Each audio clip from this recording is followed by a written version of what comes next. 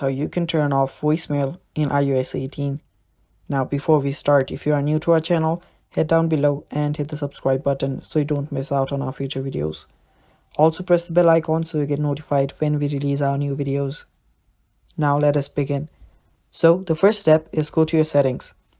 After you're on your settings, scroll all the way down till you find apps section. Now this is a new feature in your iOS 18. They just moved all the apps under apps right here.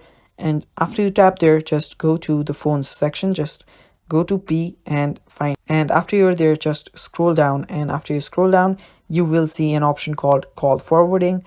Just tap on it and you'll need to make sure that you've turned this off. What this does is that it makes sure that any calls that you receive will not get forwarded to another device. So after doing this, go back to your phones and under here you will see an option called live voicemail. I don't have it in my phone, but you might have it in your iPhone. So just go to live voicemail and make sure that you turn that off too.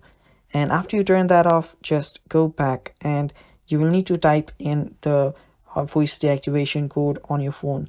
So to do that, just open up your dial pad. You will need to type in #004#. After you do that, hit on call, and after you do that, it will take a time to load, and here you will see that your voicemail has been deactivated. Your settings will get deactivated, and after doing that, your voicemail will get deactivated, and it's that simple, guys. And that is basically all for the video too. Thank you for watching. Stay tuned for more, and bye bye.